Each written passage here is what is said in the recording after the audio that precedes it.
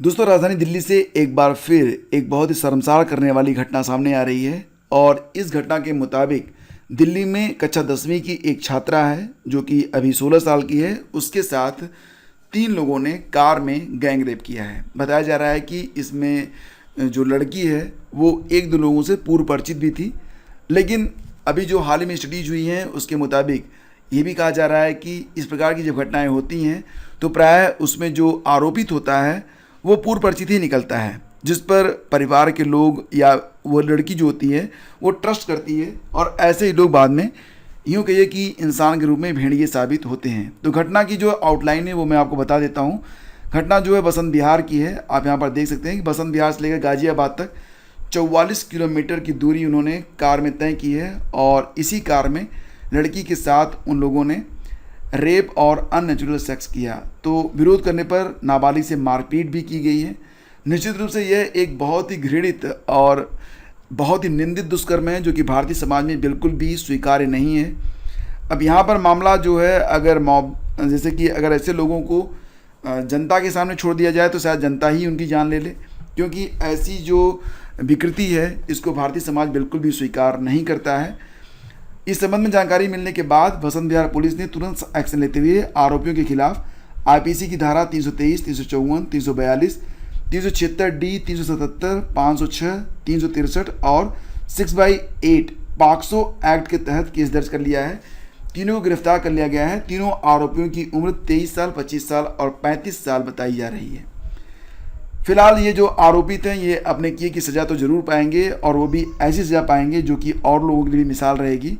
अभी आपको याद होगा मार्च 2020 में निर्भया केस के आरोपियों को जब फांसी की सज़ा दी गई थी तो ये विश्वास लोगों के मन में आ रहा था कि दिल्ली में ऐसी सज़ा देने के बाद जो अपराधी हैं उनके मन में भय बैठेगा और ऐसी वारदातें कम हो जाएंगी।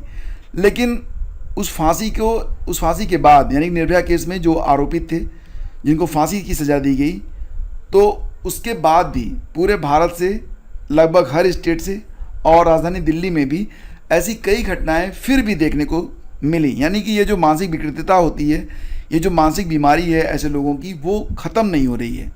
मतलब ये कि समाज में सबसे ऊपर तो ये होता है कि ऐसे दरिंदे अभी भी मौजूद हैं जो कि ऊपर से तो बहुत ही सभ्य दिखते हैं लेकिन उनके अंदर न जाने क्या भरा हुआ है। देखिए फ्रेंड्स, यहाँ पर सबसे बड़ी बात यह है कि जो भी हमारी गर्ल्स स्टूडेंट इस सेशन को देख रही हैं उनसे बस यही कहना चाहूँगा कि सबसे ऊपर तो आपकी सेफ्टी होती है। आप कुछ भी करो, सब चीज़ों के लिए आप कहीं भी आ जा सकते हो, कुछ भी पहन सकते हो और हर चीज़ के लिए आप स्वतंत्र हो, लेकिन आपकी सेफ्टी सर्वोपरि होती है। तो जैसे ही आप अपनी सेफ्टी से कंप्रोमाइज़ करते हैं, कुछ ऐसी अनवांटेड घटनाएं घटने लगती हैं। बेहतर यही होगा कि जब भी आपको लगे कि कुछ चीज़ें ऐसी हैं जो कि आपके लिए हार्मफुल हो सकती हैं, उसके प्रति आप लोग अवेयर रहें।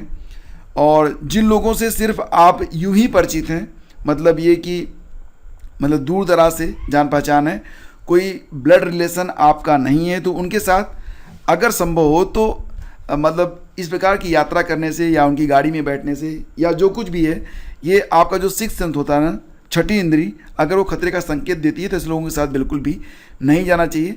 और अगर आपको लगे कि ऐसी कोई घटना आपके साथ घट सकती है या घटने वाली है, तो ऐसी कंडीशन में आप अपने मोबाइल फ़ोन का इस्तेमाल कर सकती हैं।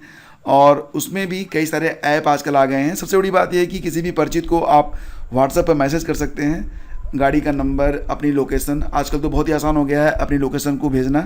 तो लोकेशन अगर आप शेयर कर देंगे तो डेफिनेटली लोग आप तक तुरंत ही पहुंच भी जाएंगे, क्योंकि ये एक बहुत ही अच्छी सुविधा है जो कि आजकल लगभग हर स्मार्टफोन में उपलब्ध है। हर क्या, सभी के पास ये होता है। आजकल तो लोग जो फीचर फ़ोन होता है उसका इस्तेमाल ही नहीं करते हैं, सभी के पास स्मार्टफोन होता है। तो इस प्रकार की जो घटनाएं होती हैं फ्रेंड्स, इसके पीछे कुछ ऐसी विकृत मानसिकता के लोग होते हैं जो कि काफ़ी दिनों की योजना के बाद ही ऐसी घटनाओं को अंजाम देते हैं। ऐसे लोगों से अवेयर रहने की आवश्यकता होती है।